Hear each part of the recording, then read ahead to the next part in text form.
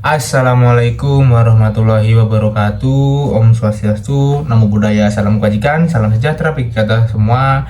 Semoga saudara-saudara sekalian diberikan kesehatan, dilimpahkan rezekinya oleh Tuhan Yang Maha Esa. Baik, kembali lagi bersama channel kami di channel Rizky Muhtadin.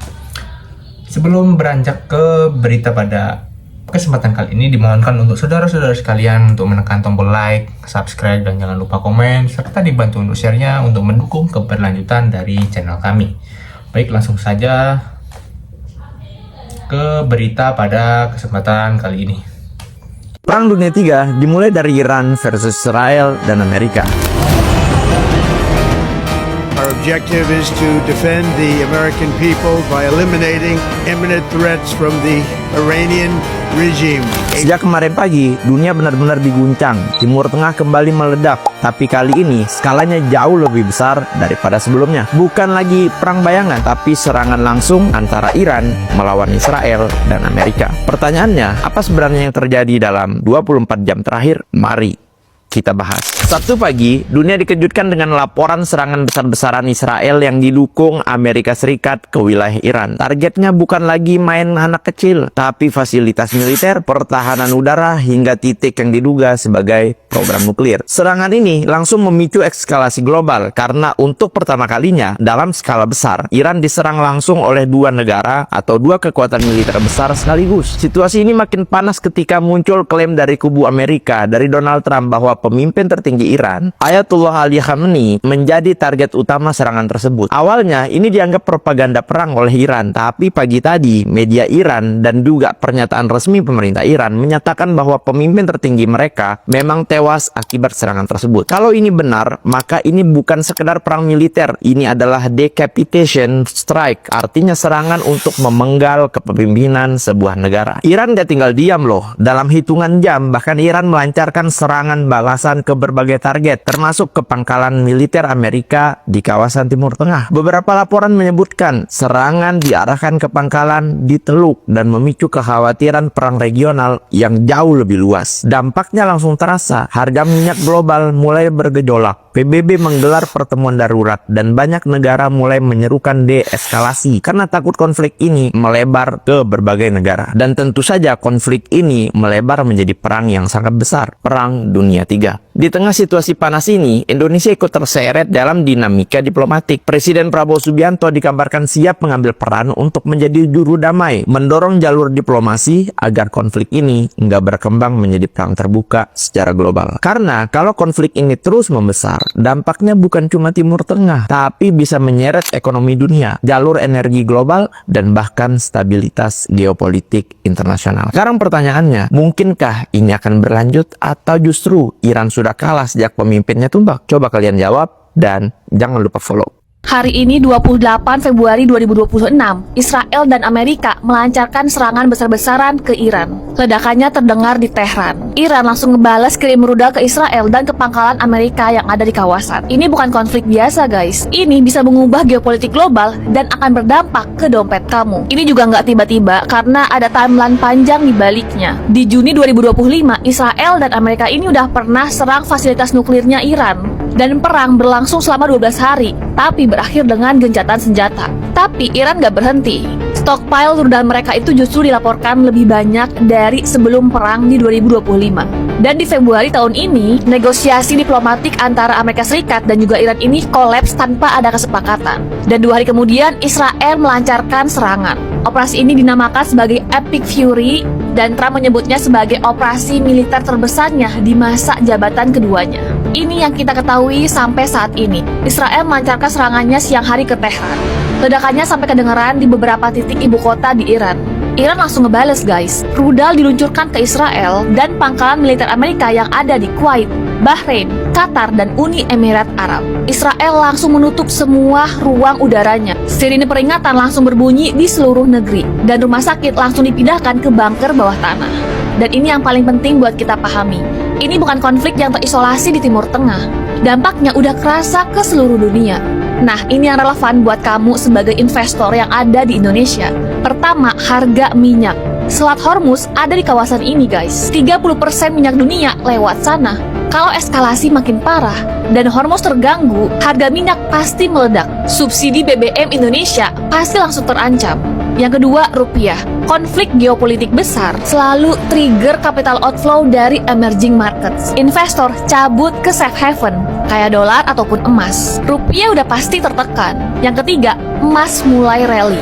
Ini tuh pola yang selalu berulang guys. Ketidakpastian naik, emas pasti naik. Dalam situasi kayak gini, yang paham geopolitik biasanya satu langkah lebih siap. Ini masih developing story, kita masih belum tahu akan seberapa jauh eskalasinya. Tapi satu hal yang pasti, konflik di Timur Tengah selalu punya konsekuensi ekonomi global yang jauh melampaui garis geografisnya. Follow karena aku bakalan terus update situasi ini ke ekonomi kita. Arab Saudi menyatakan mendukung penuh Amerika dan Israel untuk melawan Iran melalui putra mahkotanya Muhammad bin Salman. Padahal sebelumnya Saudi Arabia itu berjanji kepada presidennya Iran, Saudi Arabia tidak mengizinkan Amerika dan Israel wilayah udaranya untuk dipakai sama Amerika dan Israel untuk menyerang Iran. Artinya dia pro sama Iran nih sebelumnya. Tapi kok sekarang berbalik ya?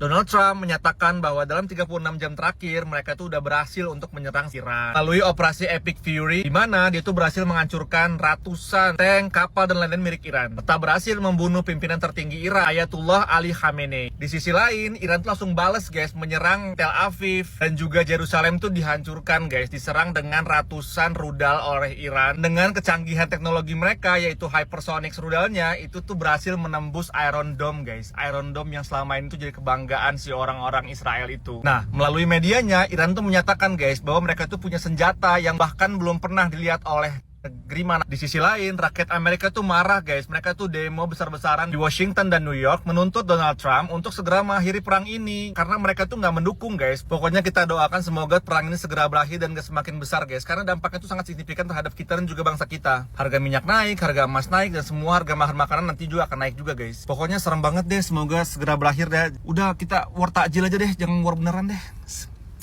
Buat lo yang masih bertanya-tanya, kenapa sih Israel dan US nyerang Iran lagi? Jadi ini tuh bukan kejadian tiba-tiba guys. Konflik Israel-Iran itu udah panas bertahun-tahun. Dan kalau kalian ingat, di tahun lalu di bulan Juni itu udah ada perang selama 12 hari dan berakhir di gencatan senjata. Jadi Israel itu nganggap Iran sebagai ancaman besar, terutama karena satu, program nuklirnya, dua, ada pengembangan misil jarak jauh, dan juga dukungan Iran ke kelompok militan di kawasan Timur Tengah. Nah, buat Israel, itu ancaman langsung ke keamanan negaranya. Dan sebagaimana yang kita tahu, Israel ini dapat dukungan langsung dari Amerika sebagai sekutunya. Nah, terus kenapa kejadiannya sekarang? Jadi beberapa bulan terakhir, ketegangan itu naik lagi. Negosiasi nuklir Iran dan US itu gagal. Kalau berkaca dari serangan di Juni 2025 lalu, itu serangannya adalah karena Iran ini diduga ngembangin nuklir. Dan akhirnya, di 28 Februari kemarin, Israel dan US memutuskan untuk serang fasilitas militer dan pertahanan Iran dengan alasan pencegahan ancaman di masa depan. Mereka bilang ini adalah langkah defensif sebelum ancamannya makin besar. Tapi masalahnya, Iran ini bukan negara kecil. Kalau aja konflik ini melebar atau eskalasi, dampaknya itu bisa seluruh dunia guys. Pas serangan ini dimulai, kalau kalian lihat, harga emas itu langsung naik signifikan. Harga minyak bisa naik, pasar saham bisa jeblok lagi. Nah, nggak tahu nih gimana dengan pasar saham Indonesia yang baru buka di besok ya, di hari Senin. Setiap ada berita di Timur Tengah itu memanas atau ada perang, market itu biasanya langsung bereaksi karena kaitannya erat dengan minyak, dengan supply, dan lain-lain. Jadi again, ini bukan cuma soal perang dua negara, tapi ini soal stabilitas kawasan Timur Tengah, energi dunia, dan efeknya ke ekonomi global. Oke, jadi kurang lebih itu yang terjadi guys. Semoga kalian dapat gambaran dan kita sama-sama berdoa ya, semoga perang ini nggak eskalasi lebih lanjut, karena ini jujur parah banget. Dengar-dengar Dubai juga kena, di sekitarnya juga kena, dan ini jadi perhatian serius buat seluruh dunia. Oke, stay safe dimanapun kalian berada. Ya, opini publik mayoritas Indonesia tentu menginginkan Presiden Prabowo mengutuk atau memberi semacam mengucapkan kalimat keras terhadap ulah Amerika yang membantu Israel. Tapi sangat mungkin itu tidak akan diucapkan, karena itu dipilihlah modus sebagai penengah tuh. Itu memang agak moderat sifatnya dan bisa dibalikkan pada prinsip awal bahwa kita politik luar negeri kita menayung di antara dua karang, tapi sekaligus berupaya untuk ikut di dalam usaha perdamaian dunia. Oke, itu secara normatif bagus aja tuh. Tapi sekali lagi, langkah presiden pergi ke Iran harus dihitung sebagai bonus dari kehadiran atau keikutsertaan Indonesia di Board of Peace ini. Saya sebut bonus karena tiba-tiba ada kesempatan sebetulnya presiden untuk memperbaiki postur politik internasional atau dalil diplomasi Pak Prabowo yang di dalam negeri itu berantakan karena dianggap bahwa presiden tidak secara jujur atau bahkan secara tegas mengatakan bahwa Palestina itu harus merdeka tuh. Tidak secara jujur menerangkan bahwa two state solution itu adalah satu-satunya jalan, dan karena itu Israel tidak boleh ada di dalam BOP itu karena Israel ada bagian dari upaya untuk diselesaikan masalahnya itu. Jadi sekali lagi kita coba baca aja dari jarak dekat karena makin lama 2-3 hari ini mungkin ada sedikit eskalasi karena Iran belum sebut aja dalam tanda petik belum puas untuk membalas serangan Israel, dan Israel tentu mulai menghitung opini publik atau opini internasional.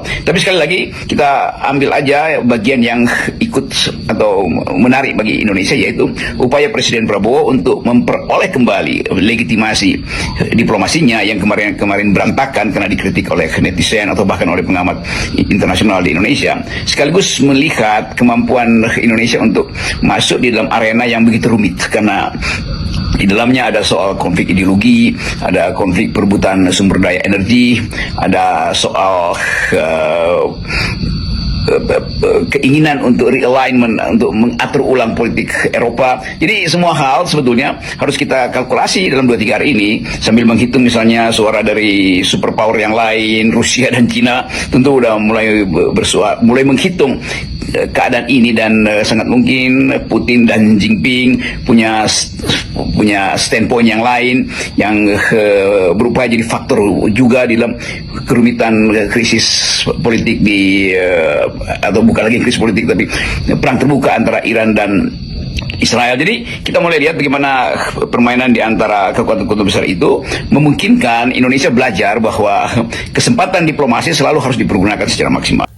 Baik penonton-penonton sekalian, saudara-saudara sekalian, dimohonkan sebelum lanjut untuk dibantu subscribe-nya, komen, dan juga jangan lupa like-nya, serta dibantu untuk share-nya untuk mendukung keberlanjutan dari channel Rizky Muhtadin. Terima kasih.